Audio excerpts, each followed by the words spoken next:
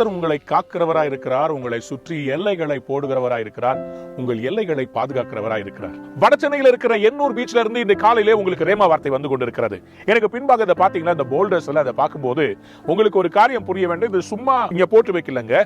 Tsunami வந்து காசிமேடு பகுதியில பலருடைய வீடுகளுக்குள்ளே புகுந்து பலருடைய போட்டுகளை அடிச்சுட்டு போன பிறகு நம்முடைய அரசாங்கம் இந்த அருமையான போல்டர்ஸ் எல்லாம் வச்சு இந்த இடத்துல இருக்கிற மீனவ மக்கள் பாதுகாக்கப்படுவதற்காக, இங்க இருக்கிற ஜனங்களுடைய பாதுகாப்புக்காக, இந்த கடல் மாறி உள்ள வந்துடக்கூடாதுன்றதுக்காக இதை அருமையா ஏற்படுத்தி வச்சிருக்காங்க. பின்னாடி பாருங்க, கண்ணு கட்டின தூரத்துக்கு இதை செஞ்சு வச்சிருக்கிறாங்க. எதற்காக தெரியுமா?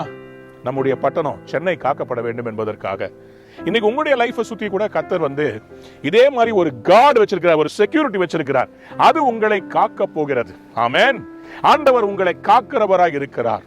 யோபுவின் புத்தகம் 7ஆம் அதிகாரம் 12ஆம் வசனத்துல, am I a sea or a sea serpent that you set a guard over me?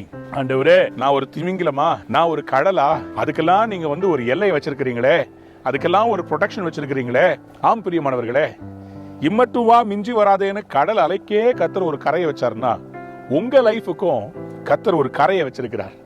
உங்களை ப்ரொடெக்ட் பண்றதுக்காக. உங்களுடைய போராட்டங்கள் எவ்வளவு பெரிய அலைகளாய் எழும்பினாலும் உங்களுக்கு முன்னாடி அந்த அலைகள் அடங்க போகிறது. அதுக்குதான் கர்த்தர் இந்த மாதிரி பாருங்க, இதே மாதிரி உங்களுக்கும் ஒரு எல்லையை வச்சிருக்கிறார். யார் தெரியுமா? அவர் தான் ஆண்டவராகிய இயேசு கிறிஸ்து. உங்களை கரை சேர்ப்பதற்காக, உங்களை அவரை தாண்டி உங்களை வந்து தாக்காதபடி உங்கள் எல்லைகளில் நின்று உங்களை பாதுகாக்கிறவர் ஒருவர் இருக்கிறார். அவர் உங்களுக்காக சிலுவையிலே அறையுண்டார். உங்கள் பாடுகளை அவர் சுமந்தார். உங்களுடைய வியாதிகளை அவர் சுமந்தாரு. அது கேன்சரா இருக்கட்டும், எந்த நோயா இருக்கட்டும், அலை போல அது திரண்டு வந்தாலும் இந்த பின்னாடி இருக்கிற இந்த போல்டர்ஸ் மாதிரி ஆண்டவர் அருமையா தடுத்து நிறுத்தி, வராத என் பிள்ளைய தொடாதேன்னு சொல்லி கடல் அலைகளுக்கு கூட ஒரு எல்லைகளை வைத்து உங்களை காப்பாற்றுகிறவரா இருக்கிறார்.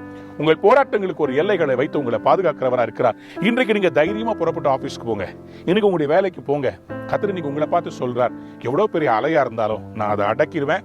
உனக்கு நான் காவலாய் நிற்கிறேன். I will be your rear guard. ஏசாயா 52:12 நான் உனக்கு பின்னாலே உன்னை காக்கிறவரா இருக்கிறேன். I will be your rear guard. நீ தீவிரித்து புறப்பட்டு போவது போல ஓட போறதில்லை. இந்த வேலையை விட்டு, இந்த வீட்டை விட்டு, இந்த குடும்பத்தை விட்டு நீங்க எங்கேயும் ஓடி ஒளிய வேண்டிய அவசியம் இல்லை. நான் உன்னை காக்கிறவரா இருக்கு. உன் பின்னாலே உன்னை காக்கிறவர். இந்த நாள் அவர் உங்களை காக்கிறபடியினால் எல்லாவற்றிலும் நீங்க ஜெயிப்பீர்கள்.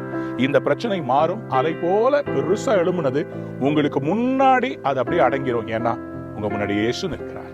அவர் உங்களை காப்பார். God bless you. Have a wonderful day.